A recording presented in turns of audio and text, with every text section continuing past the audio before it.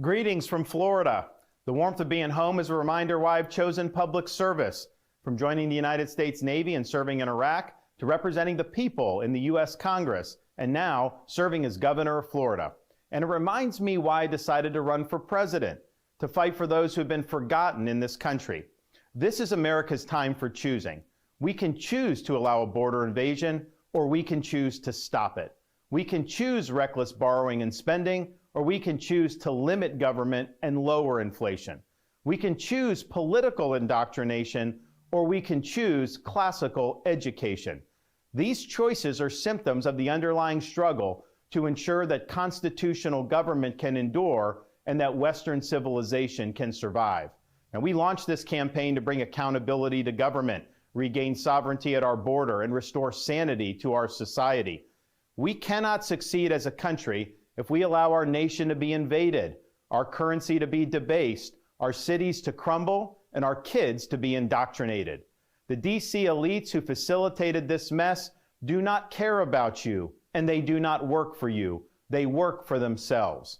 They seek to accumulate power at your expense to pursue an agenda that is harmful to the American people. Citizens do not serve politicians. It is the duty of politicians to serve you. Talk is cheap. Actions speak louder than words. Reversing the decline of this nation requires leadership that delivers big results for the people we are elected to serve. I have a record of leading with conviction, championing an agenda marked by bold colors, delivering on my promises, and defeating the people who are responsible for our nation's decline. That is the type of leadership we need for all of America. Now, over the past many months, Casey and I have traveled across the country to deliver a message of hope, that decline is a choice, and that we can, in fact, succeed again as a nation. Nobody worked harder, and we left it all out on the field. Now, following our second place finish in Iowa, we've prayed and deliberated on the way forward. If there was anything I could do to produce a favorable outcome, more campaign stops, more interviews, I would do it.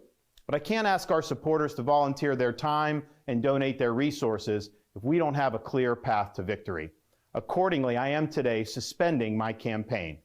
I'm proud to have delivered on 100% of my promises, and I will not stop now. It's clear to me that a majority of Republican primary voters want to give Donald Trump another chance.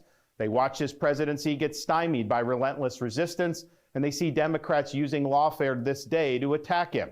Well, I've had disagreements with Donald Trump, such as on the coronavirus pandemic and his elevation of Anthony Fauci.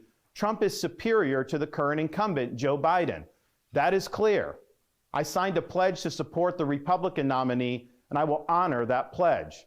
He has my endorsement because we can't go back to the old Republican guard of yesteryear, a repackaged form of warmed-over corporatism that Nikki Haley represents.